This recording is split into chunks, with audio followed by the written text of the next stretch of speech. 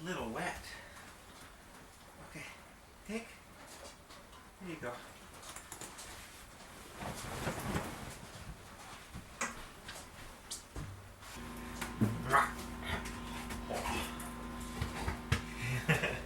Okay. We gotta get to work. Time to get to work.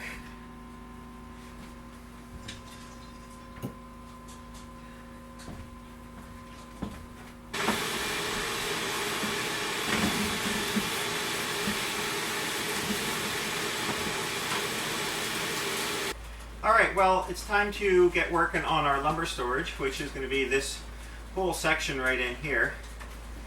And I debated whether or not I would even have any type of wood storage in here, you know, or whether or not I would keep it in another location.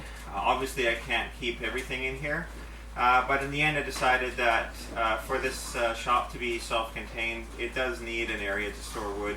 So I'll keep some of the higher grade stuff in here, and whatever project I'm working on at the time will have enough for that as well.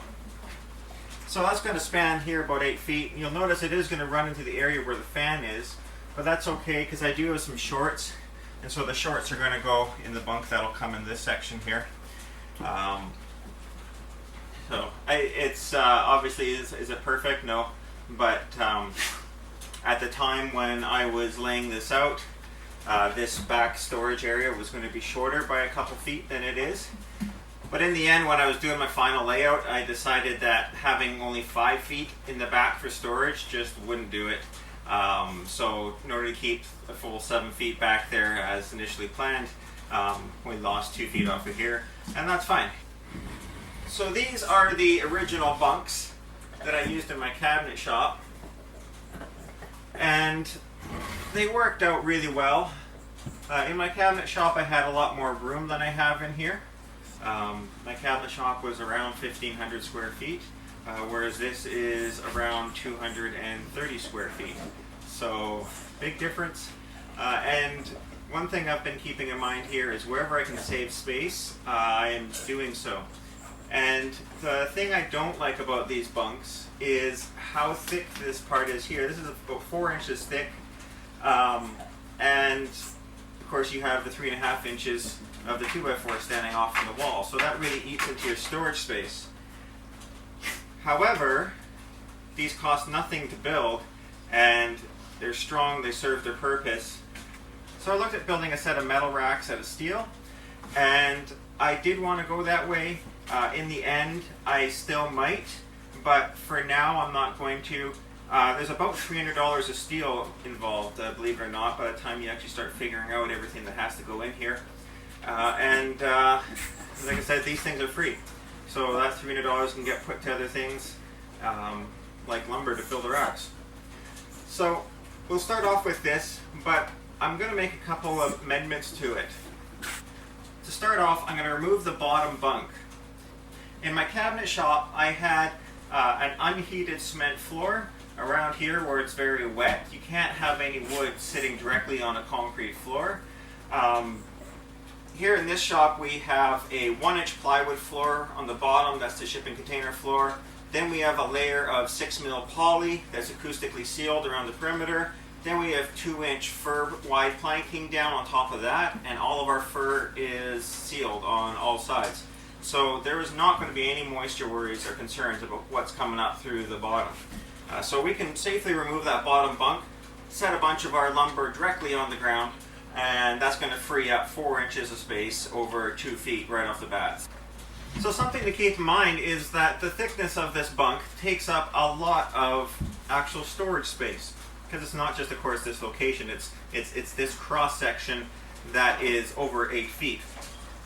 I worked it out, and each one of these bunks over across the full 8 feet will cost me 56 board feet of storage capacity. These bunks are made by laminating 5/8 low void or no void construction grade plywood and laminating a 2x4 in the middle. The idea behind how these work is that although there's 4 screws on each side of this plate, the screws aren't actually carrying the bulk of the weight. One thing we know about a screw is that it is the master of mechanical leverage. The pitch of a screw and the size of its flutes determine how many times a greater clamping force that screw can have versus just its shear strength, which would be the cross section of the root of the screw. So in an application like this, we're putting that to our advantage by using screws to clamp these two pieces of construction plywood onto this beam on the back. So then what we end up with is a beam that works in tension, and as this is loaded, although there is tension pulling away from here, there's compression happening on the bottom side. And essentially it is trying to drive the bottom side of this joint back further into the beam. I'm sure there would be further ways to reduce this cross section, but we're going to remove 1 inch because that's what I'm comfortable with. So we're going to just stick with what we got going on here, just modify it a little bit, and I think this will end up being a good solution overall for our lumber storage needs.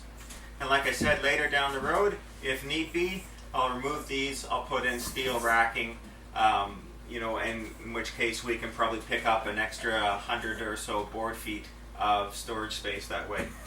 But for the moment, let's keep it simple and cheap.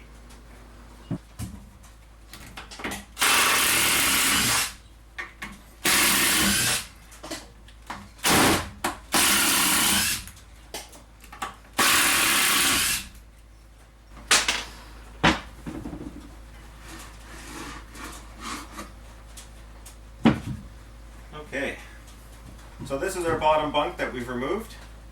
We're going to then move our first bunk further down because we don't need that much storage in one bunk. It'd be nice to bring that down a little. And because our ceiling is lower here, right now as it sits, we only have maybe half a foot or a little more on the top bunk, and that's not going to do us too much good either. So we'll bring the whole thing down, and that'll give us more space up there. And the easiest way to cut these down is definitely going to be using the bandsaw. And in order to do that, we need to take them off anyways. So we're just going to take all of these bunks off, and we'll go from there.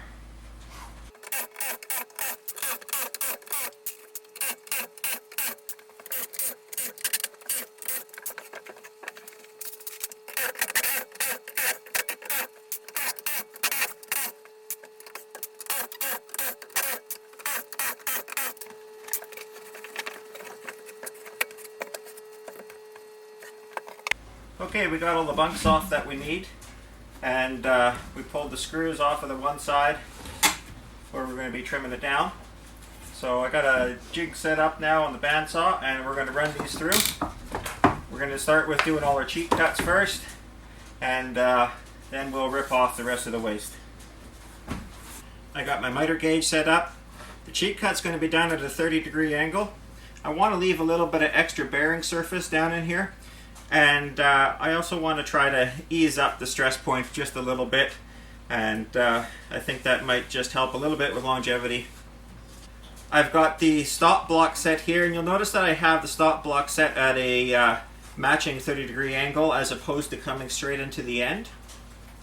The reason for that is the most important depth for me is that I come up into the 1 inch mark with the cheek cut.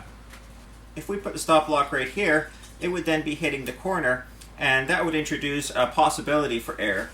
So I found by experience that by setting the stop block in an application like this where depth is what's important, setting the stop block at the same angle so that when it meets, it registers on this face, I found that to be most important. That way, if for some reason something happens that I have one of these pulled back a little bit or there's a little variation in it, it won't matter because it's still registering off that face right there. You could, in theory, run this block anywhere up here and it would still make the same depth of cut in here if this block were at the angle that it's at. If this block weren't, then the further up or back this goes, then it would affect how far this point is or up, and it would then change the depth point of this cut.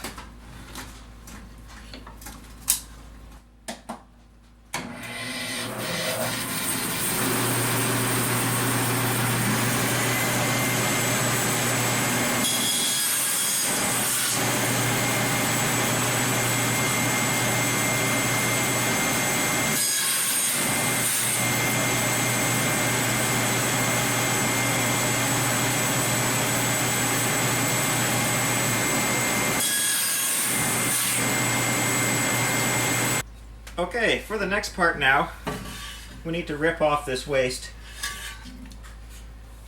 And there's a couple different ways we can set up our fence. Because we're referencing off of this face, and we want to come 1 inch in off that face to match up with this sheet cut, typically we'd want to make sure that this face was what would be running against our guide, or in this case our fence. And so to do so, we would set our fence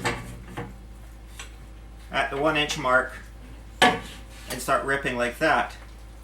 And that would be fine. However, the downside to doing it this way is that we will have these 1 inch pieces trapped in between the fence and the blade. And yes, they'll get pushed through with the next one, or we can use a push stick. But it's one more thing that you have to worry about. So in a non-critical application like this, we're instead going to set our fence at 3 inches.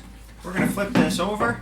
We're always going to run this face against the fence, which means when we cut this here out, we are going to then have loose waste. Let's give her a go.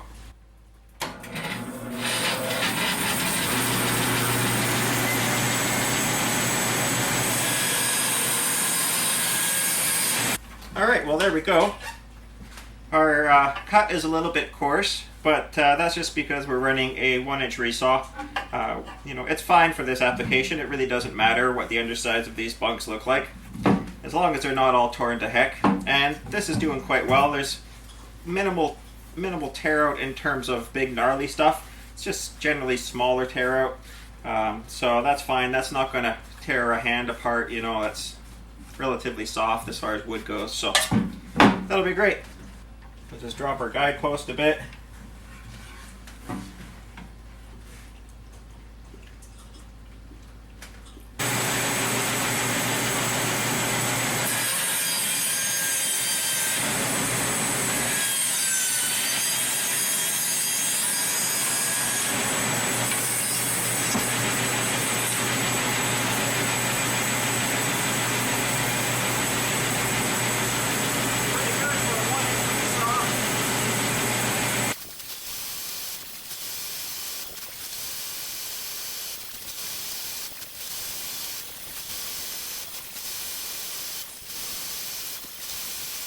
You know, I gotta say, once I started running this stuff through at proper working speed, the cut quality really came up, and I'm really often impressed with the cut quality coming off of this Ripper 37 blade.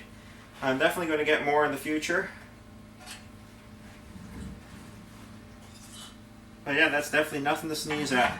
That's better than you'll get out of a lot of half-inch blades. So this is a 1 inch, 2 teeth per inch, if I remember correctly.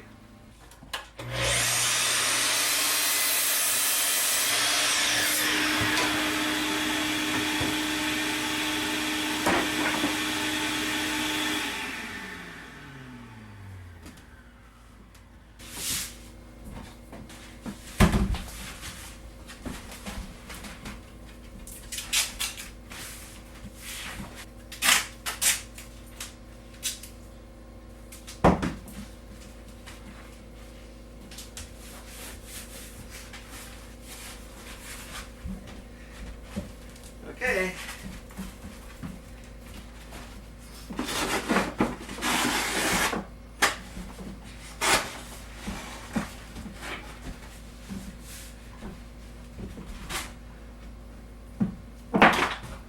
Okay, I need my tape. Give. This is awfully wet now. You know anything about that?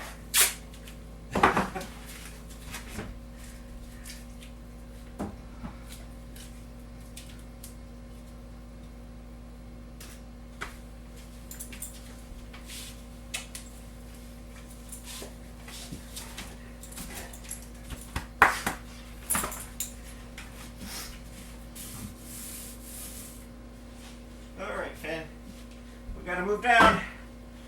Come on, my boy. Thank you.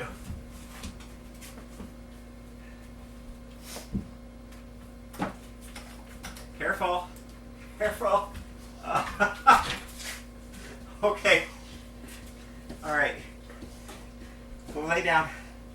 I love you, but this is not the right time.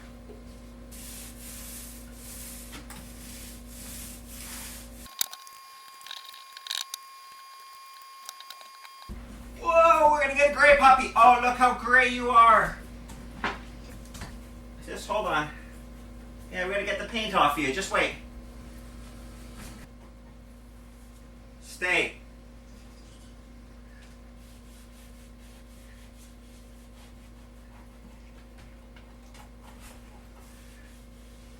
Good boy. So yeah, thanks for hanging out with us. And Finn and I appreciate it. We definitely read all the comments. Isn't that right, Finn? All right, guys. You have yourself a great weekend, and we'll talk to you later. Say goodbye to the people.